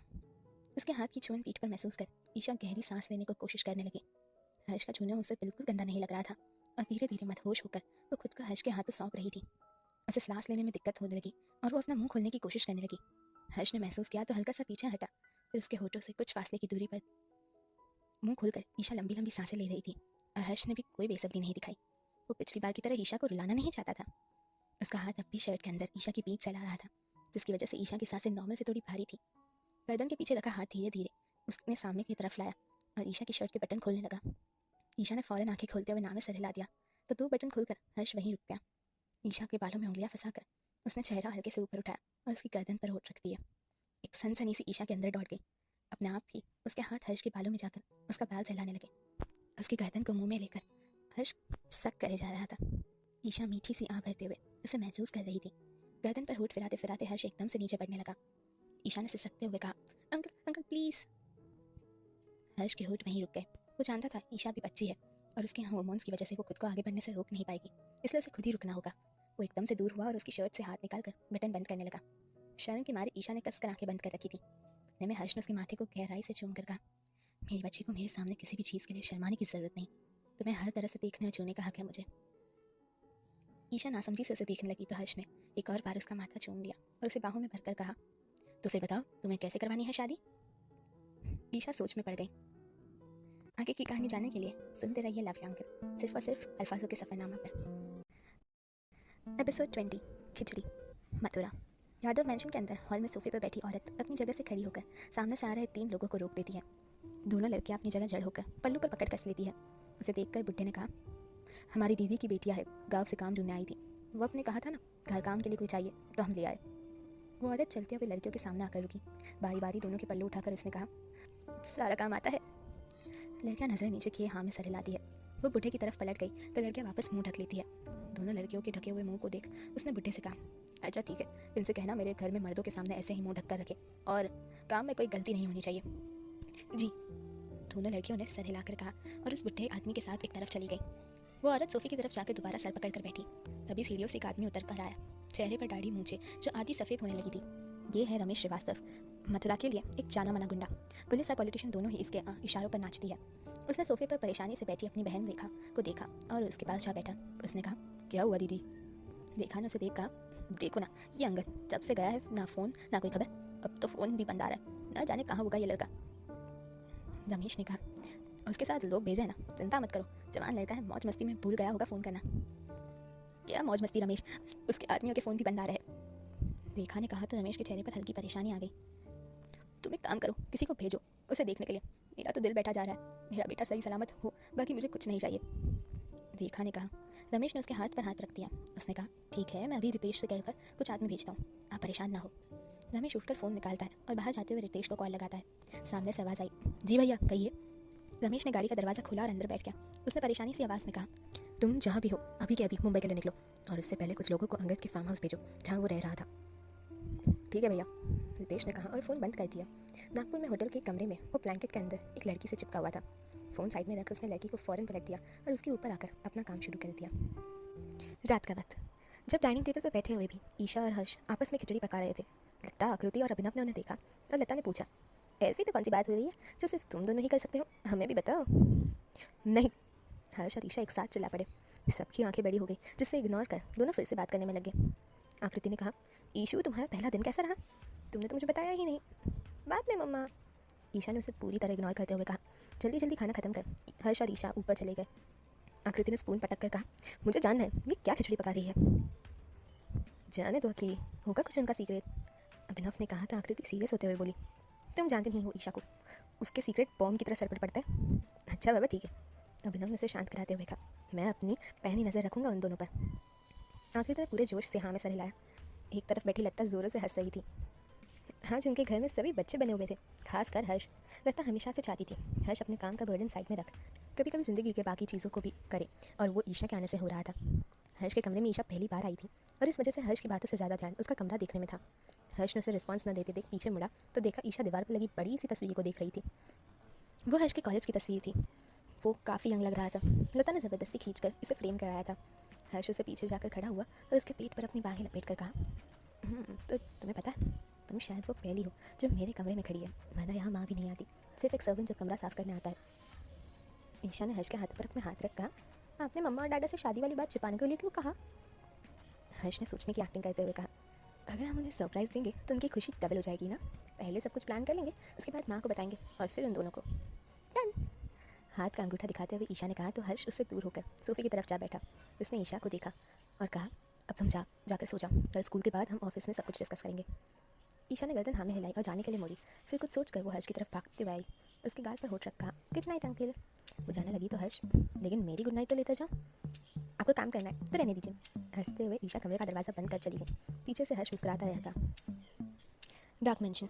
कमरे की बालकनी में खड़ी अंकिता आसपास जंगल को देख सहम गई थी, क्योंकि जंगली जानवरों का आवाज़ उसके कानों में सुनाई दे रहा था। अचानक किसी ने उसके कंधे पर हाथ रखा तो वो ज़ोर से चिल्ला दी, आ! इरफान ने उससे करीब कर कहा, क्या हुआ? रोनी सी आवाज़ में अंकिता बोली, ऐसी जगह ले आए हो तुम, मुझे डर लग रहा है यहाँ पर। हर्ष से कहो मेरे लिए दूसरा घर ढूंढे, तब तक मैं होटल में रह लूँगी। इरफान ने उसे खींचकर अपने गले लगा लिया। तासी से वो अंकिता के बालों में हाथ फिरा रहा था। उसके पास कुछ भी कहने के लिए नहीं था, अगर अंकिता जाना चाहे तो। जब वो शांत हुई तो इरफान ने उसकी आंखों में देखकर कहा, तुम्हें डर लग रहा है? अंकिता ने हाँ में सिर हिला दिया। वो आगे हुआ और मास्क पहने हुए ही अंकिता का माथा चूम लिया। उसने कहा, मैं हूं ना तुम्हारे साथ, तुम्हें किसी से डरने की ज़रूरत नहीं। उसी बात जंगल से कुत्ते की रोने की आवाज़ आई, जिसे सुनते ही अंकिता कांप उठी और उसके हाथों की पकड़ अल्फा की शर्ट पर कस गई। वो कुछ भी समझ पाती इससे पहले अल्फा से गोद में उठा लेता है। आगे की कहानी जानने के लिए सुनते रहिए लव यू अंकल, सिर्फ और सिर्फ अल्फाजों के सफरनामा पर। Dark mention. रात का वक्त था जब अल्फा ने अचानक अंकिता को अपनी गोद में उठा लिया। गिरने के डर से अंकिता ने फौरन अपनी बाहें उसके गले में लपेट ली। वो कमरे में लाकर अंकिता को बेड पर लेटा देता है और उसके पास बैठकर उसके बाल कान के पीछे करता है। अंकिता ने अचानक उसके मास्क की तरफ हाथ बढ़ाया तो अल्फा ने कहा, डोंट यू डेयर। तुम घर में हो, यहाँ कौन सा पशुशाला या मुझे कोई बीमारी है जो मास्क लगा के रखा है?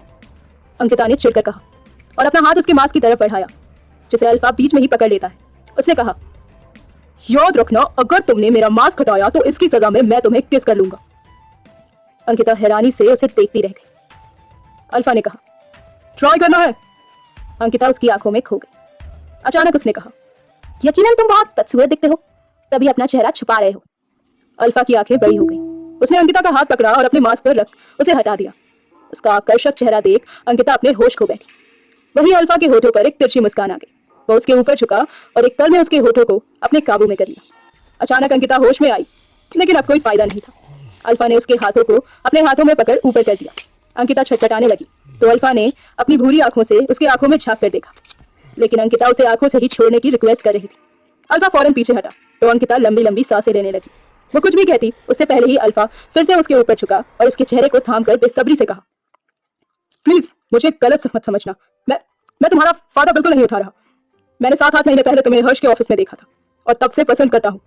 मेरी कभी हिम्मत नहीं हुई कि तुमसे आकर बात करूं या तुम्हें अपने दिल की बात बताऊं। देखो, मेरी फीलिंग्स ऑनेस्ट हैं और मेरी जिंदगी में तुम पहली लड़की हो। आंखें और मुंह फाड़े अंकिता उसकी बातें सुन रही थी। उसके दिमाग ने काम करना बंद कर दिया था। अल्फा ने उसे ऐसे देखा तो वो फिर कहता है, प्लीज परेशान मत हो, मैं तुम पर कोई जबरदस्ती नहीं कर रहा। तुम बस एक बार मेरे बारे में सोचो, मेरे लिए वही काफी होगा। और प्लीज यहाँ से जाने की बात मत करो, फिलहाल तो तुम यहीं पर सबसे ज्यादा सेफ हो। वो उठकर खड़ा हुआ और आवाज लगाई, अंदर आ जाओ। एक लड़की अंदर आई जो 20-21 की लग रही थी। अल्फा ने कहा, ये तुम्हारे साथ रहेगी ताकि तुम्हें डर ना लगे। वो जाने के लिए मुड़ा तभी बालकनी के दरवाजे के पास गया और उसे अच्छे से बंद कर पर्दे लगा दिया। वो अंकिता को देख कमरे से बाहर चला गया। अंकिता होठ पर हाथ लगाए उसे देखती रह गई। उस लड़की ने अंकिता को देखा तो कहा, मेरा नाम दिव्या है और मेरे पापा सालों से यहाँ काम करते हैं, पहले बड़े साहब के साथ, अब भैया के साथ। अंकिता भी उसे देख मुस्कुराई। उसने कहा, तो मेरे पास तो जाओ। दिव्या उसके पास आकर लेट गई तो अंकिता ने भी चैन से अपनी आंखें बंद कर ली। सुबह का वक्त। आज ईशा नहीं उठ पाई थी, फिर भी हर्ष ने नाश्ता इग्नोर नहीं किया, क्योंकि ईशा को पता चलता तो उसे पक्का डांट पड़ जाती। नाश्ता कर वो ऑफिस के लिए चला गया। ईशा उठकर तैयार हुई, तभी उसने फोन में हर्ष का मैसेज देखा, मैंने नाश्ता कर लिया है। वो मुस्कुराई और बैग लेकर नीचे आई। सबके साथ नाश्ता कर वो बाहर आई तो देखा ऐना कार लेकर खड़ी थी, जिसमें माही पहले से ही बैठी हुई थी। ईशा उनके पास जाकर, तुम कार लेकर जाओगी? ऐना ने सर हिलाया तो ईशा कंधे उचकाते हुई पिछली सीट पर बैठ गई। अभिनव ने दरवाजे से ही ऐना को संभल कर चलने का इशारा किया। उसने ईशा को बाय किया और अंकिता का वेट करने लगा। रास्ते में चलते हुए ऐना ने गाने चलाए, जिसे सुनकर तीनों ही गा रही थी। अचानक ईशा ने कहा, गर्ल्स मुझे बताओ, अगर किसी को शादी का सरप्राइज देना हो तो वेट तो वो कैसे देंगे? ऐना ने गाने बंद कर दिए और माही ध्यान से ईशा को देखने लगी। उसने कहा, हमें थोड़ी ना शादी की है, जो पता होगा। वैसे तुम किससे शादी के लिए पूछने वाली हो? हाँ पागल लड़की, मैं अपनी नहीं, मामा और डैड की बात कर रही हूँ। ईशा ने कहा तो माही सोच में पड़ गई। उसने कहा, वाओ तुम कितनी लकी हो जो अपने मम्मी पापा की शादी देख सकती हो। ऐना ने कहा, हाँ सच में, और रिश्ता काफी मजबूत होगा क्योंकि ये तुमने बनाया, जिससे वो जिंदगी भर साथ रहें और कभी अलग ना हो। ईशा सोचते हुए, शादी करने से ही जिंदगी भर साथ रहते हैं? माही ब्लश करते हुए कहती है, हाँ बिल्कुल, जैसे अक्ष कहते हैं कि वो मुझसे ही शादी करेंगे और फिर हमेशा के लिए हम साथ रह पाएंगे। ईशा और ऐना दोनों हैरानी से माही को देखने लगी, जबकि वो फ्लो में बोलकर मुंह पर हाथ लगा चुकी थी। ऐना ने गाड़ी रोकी और पीछे मुड़कर कहा, बताओ जल्दी ये कब हुआ, और हमें अब तक बताया भी नहीं। हमारा भी जानने का हक है, ईशा ने कहा। माही शर्माने लगी। उसने नजरें झुकाकर कहा, उन्होंने कहा था कि वो मुझसे प्यार करते हैं और मैं भी उन्हें पसंद करती हूँ। ओ, ईशा और ऐना ने एक साथ कहा। ऐना ने गाड़ी शुरू की और आगे बढ़ा दी, जबकि ईशा बार बार वही माही को छेड़ रही थी। Dark mention. उबासी लेते हुए अंकिता तैयार होकर नीचे आई तो डाइनिंग टेबल पर अल्फा और प्रिंस पहले ही बैठे थे। अंकिता एक तरफ बैठ गई और मुश्किल से आंखें खोलने की कोशिश कर रही थी। दिव्या उसे नाश्ता सर्व करती है और अल्फा के इशारा करते ही खुद भी बैठ जाती है। प्रिंस ने कहा, क्या हुआ भाभी, नींद पूरी नहीं हुई? दिव्या हंस पड़ी तो तीनों उसे देखने लगे। उसने कहा, 2-3 बार चिल्लाते हुए उठ गई थी वो। अल्फा ने सर पकड़ लिया और अंकिता दांत दिखाने लगी। उसने कहा, ऐसा नहीं है, वो मुझे कुत्तों से डर लगता है, पर वो जंगली कुत्ता था ना, और पता नहीं बिना बात के क्यों गला फाड़ रहा था। उसी वक्त दरवाजे से कुत्ते की भौंकने की आवाज आई। अंकिता डर कर उठी तो अल्फा ने तेज आवाज में कहा, इसे ले जाओ और बांध आओ। अंकिता अपने मन में बोली, मैंने सही कहा था, ये सच में मोगली और उसके दोस्तों का ही घर है। अल्फा ने कहा, तुम कहीं जा रही हो? हाँ मुझे शूट के लिए जाना है। खाना खाते हुए उसने जवाब दिया तो अल्फा ने कहा, मैं छोड़ दूंगा। अंकिता ने बस सर हिला दिया। आगे की कहानी जानने के लिए सुनते रहिए लव यू अंकल। कॉलेज के अंदर जैसे ही ऐना की गाड़ी पहुंची, सब उसी तरफ देखने लगे, खासकर तब जब तीनों उतरकर एक साथ चलने लगी। बीच में ईशा, एक तरफ ऐना और दूसरी तरफ माही। वो किसी मॉडल की तरह लग रही थी। वो एक बाइक पर बैठे लड़के ने मुंह से निकाला, क्या चीज है, एक से बढ़कर एक। तभी मोना ने उसके कंधे पर जोर से हाथ मार दिया। लड़का फौरन बाइक से उतरकर बोला, बेबी वो मैं तो, हाँ मैं बहुत अच्छी तरह से समझ गई शुभ, लेकिन जिन्हें तुम ताड़ रहे थे उनकी वजह से ही कल मेरी इतनी बेइज्जती हुई थी। मोना ने गुस्से से तमतमाते हुए कहा। शुभ के चेहरे के भाव भी बदल गए। उसने कहा, डोंट वरी बेबी, फिर तो उन्हें ऐसा सबक मिलेगा कि जिंदगी में कॉलेज की शक्ल तक देखने से डरेंगी। उसने मोना के बाल कान के पीछे किए। मोना भी नजरें झुकाते हुए शर्मा गई। मुंबई शहर के सुनसान इलाके में बना आलिशान फार्म हाउस। अंदर हॉल में बैठे रितेश अपना फोन निकालकर रमेश को कॉल करता है। सामने से कॉल आंसर होते ही रितेश ने कहा, भैया यहाँ का केयर टेकर बोल रहा है कि वो 2 दिन से घर ही नहीं आया, उसके आदमी भी गायब है। रमेश ने कहा, कहाँ जा सकता है ये लड़का, वो कोई मामूली इंसान नहीं जो ऐसे ही किसी के हाथ आ जाए।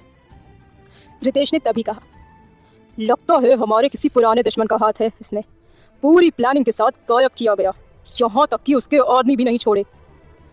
रमेश ने परेशानी भरी आवाज में कहा, एक काम करो, पुलिस को हाथ से लेकर पूरा शहर छान मारो, मैं जल्द से जल्द कोशिश करता हूँ आने की। रितेश ने कहा, ठीक है भैया। वो फोन बंद कर फौरन आदमियों को लेकर वहां से निकल पड़ता है। दोपहर का वक्त कपूर इंडस्ट्री के स्टूडियो में एक हीरो के साथ अंकिता का शूट चल रहा था। अंकिता ने उसके शर्टलेस सीने पर हाथ रखे हुए थे और उस हीरो ने अंकिता की कमर पर हाथ रखा था। उन्हें देख किसी ने एक हाथ टेबल पर रखा हुआ था और दूसरा अपने सीने पर। यह अल्फा था जिसका जलन के मारे बुरा हाल था। ऐसा पहली बार नहीं था जो वो अंकिता को किसी और के करीब देख गुस्सा हुआ था। उसने अंकिता की सारी मूवी देखी थी और जब भी रोमांटिक सीन आता वो आंखें बंद कर लेता या फिर सीन फॉरवर्ड कर देता। अंकिता आज शूट में काफी अनकंफर्टेबल हो रही थी, जिसकी एक ही वजह सामने बैठा अल्फा था और दूसरी वजह वो हीरो जो जबरदस्ती चिपक रहा था। शूट के बहाने उसकी कमर पर हाथ फिरा रहा था। अल्फा एकदम से अपनी जगह खड़ा हो गया और उसने कहा, बैक अप। उसकी आवाज सुनकर सब बर्फ की तरह ठंडे पड़ गए। अल्फा की बात उस ऑफिस में हर्ष से कम नहीं मानी जाती थी। अंकिता ने फौरन उस लड़के से खुद को दूर किया और साइड में रखा अपना कोट उठाकर पहन लिया। डायरेक्टर अल्फा के सामने धीमी आवाज में कहता है, बट शूट पूरा नहीं हुआ है। अल्फा ने तेज आवाज में कहा, ओह, तो उसके लिए सामने चलता तमाशा आंखें बंद करके देखूं, दिखाई नहीं देता मैडम अनकंफर्टेबल हो रही हैं। अंकिता ने ध्यान से अल्फा की तरफ देखा तो वो गुस्से से उस हीरो को घूर रहा था। वो लड़का भी सकपका गया। उसने सफाई देते हुए कहा, वो तो बस ताकि हमारी केमिस्ट्री कैमरा पर अच्छी दिखे इसीलिए। अल्फा की मुट्ठी बन गई। उसने कहा, प्रिंस जो जरा इस केमिस्ट्री और फिजिकल के चैप्टर सिखाओ। अपना हाथ मलते हुए प्रिंस आगे गया और उस हीरो को लेकर बाहर चला गया। अल्फा अंकिता के सामने जाकर खड़ा हुआ। उसने कहा, तुम ठीक हो ना? अंकिता कोई जवाब दिए बिना लगातार उसकी आंखों में देखती रही, जिससे उसके लिए प्यार, केयर, जेलसी साफ दिखाई दे रही थी। डायरेक्टर को एक फोन आया और अगले ही पल वो अल्फा की तरफ बढ़ गया। उसने डरते हुए कहा, सर। अल्फा ने जलती निगाहों से उसे देखा तो वो फौरन फोन आगे कर देता है। उसने कहा, हर्ष सर बात करना चाहते हैं। अल्फा ने फोन लिया और बात करने लगा, जबकि उसकी नजर अभी भी अंकिता पर बनी हुई थी। हर्ष ने शैतानी से कहा, तूने उसके शूट में मैस कर दिया? अल्फा चिढ़ते हुए, हाँ तो अब अपनी शर्ट उतारो और अपने डोले शोले दिखाकर उसके साथ शूट पूरा करो। हर्ष ने कहा तो अल्फा हैरानी से, तू पागल हो गया है? ठीक है, फिर पहले वाले को वापस भेज देता हूँ या फिर कोई दूसरा आ जाएगा। हर्ष ने हंसकर कहा, हाँ, आज तो तुमने सोच लिया कि मेरी इज्जत उतार कर मानोगे। अल्फा ने कहा, मैं तैयार हूँ। फोन डायरेक्टर की तरफ उछालकर उसने कोट उतार दिया और पास खड़े बॉडीगार्ड को सौंप दिया। उसने शर्ट उतारना शुरू किया तो अंकिता आंखें बड़ी करते हुए उसे देखने लगी। अल्फा भी लगातार उसे देख रहा था। उसने शोर होने लगा। लड़कियां उसे देखते हुए पागलों की तरह आपस में बात कर रही थी। अंकिता ने पूरी जगह नजर डालकर देखा तो हर कोई अल्फा को लस्ट भरी नजरों से देखे जा रहा था। उसने भी थूक निगल लिया। तभी डायरेक्टर ने माइक में पुकारा, रेडी। अंकिता ने कोट उतारकर साइड में रख दिया और अपनी जगह खड़ी हो गई। अंकिता को प्यार से देखते हुए अल्फा उसके पास आया और एकदम से उसे खींचकर अपने से सटा लिया।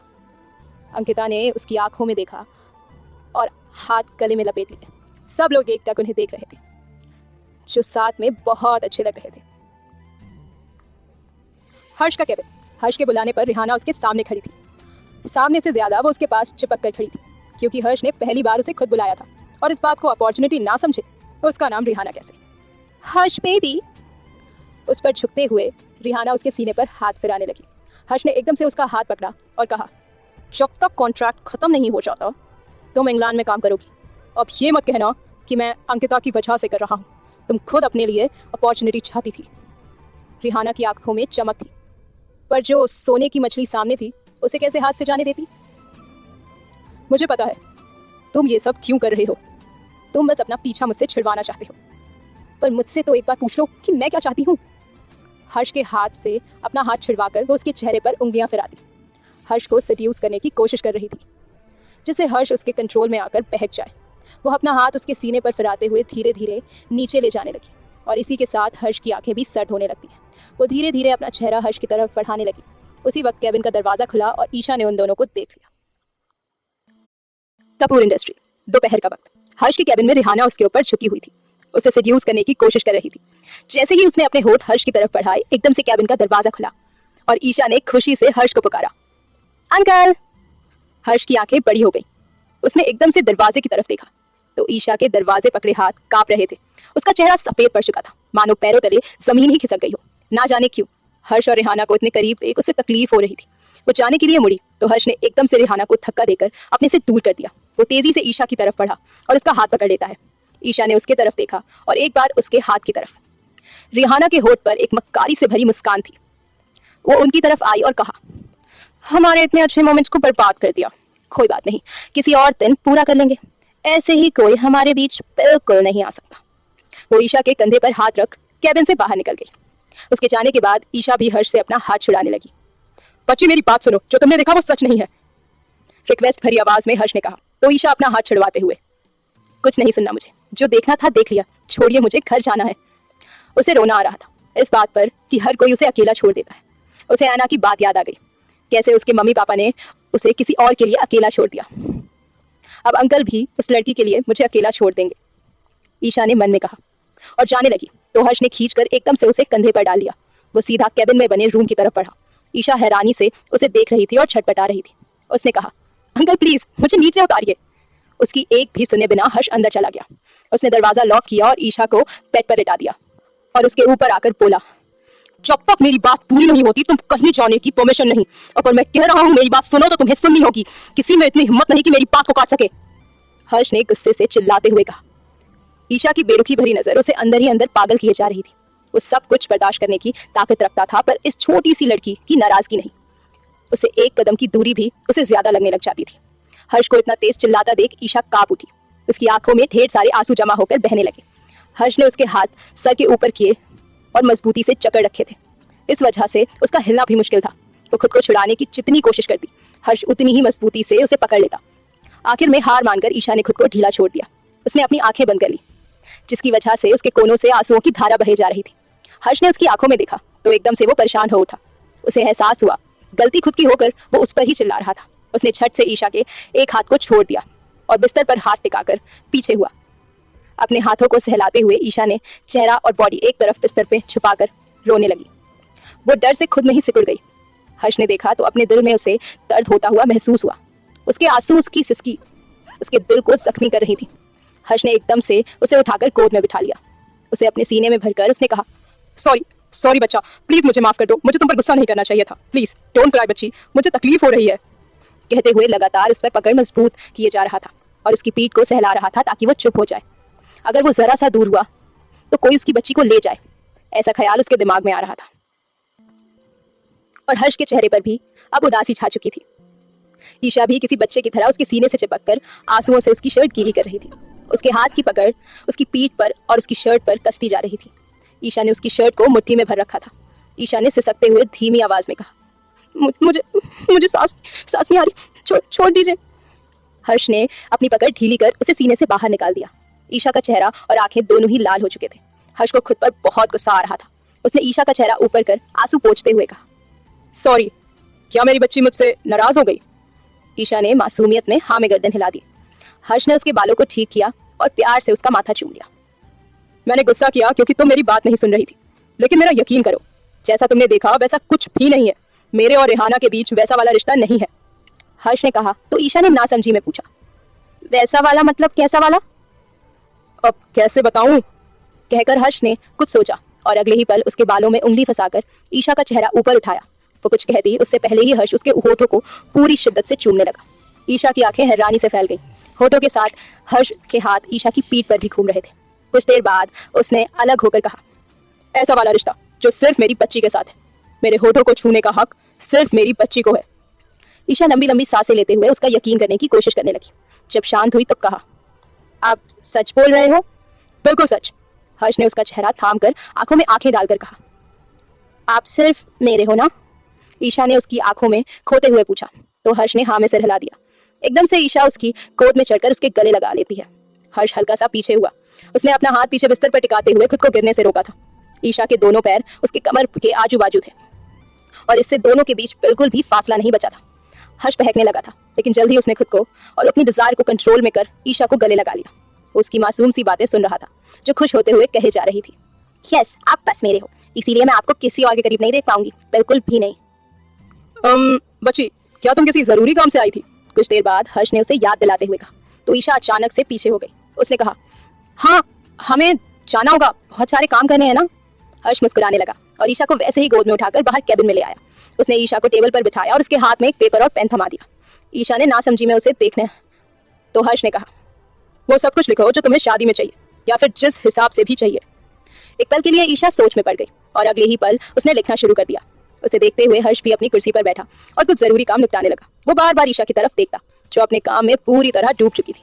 1 घंटे बाद उसने पेपर हर्ष के सामने रखकर कहा, हो गया। हर्ष ने देखा तो वाकई लंबी चौड़ी लिस्ट थी। उसने पढ़ना शुरू कर दिया। पढ़ने के बाद उसने अक्ष को कॉल कर वेडिंग ऑर्गेनाइजिंग मीटिंग फिक्स करने के लिए कहा, क्योंकि वेडिंग ऑर्गेनाइजर के साथ मीटिंग करना अब जरूरी था, क्योंकि उसकी बच्ची ने लिस्ट तैयार कर ली थी। ईशा ध्यान से उसे देख रही थी। तभी हर्ष ने कहा, शादी के बाद लोग एक दूसरे से हमेशा के लिए चिढ़ जाते हैं, क्या तुम मानती हो? ईशा ने कहा, तभी तो मम्मा और डैडी की शादी करा रही हूँ, ताकि वो हमेशा के लिए एक साथ रहें और कभी मुझसे दूर ना जाएं। Okay, then what about you? Harsh के सवाल से ईशा चौंक उठी। आगे की कहानी जानने के लिए सुनते रहिए लव यू अंकल, सिर्फ और सिर्फ अल्फाजों के सफरनामा पर।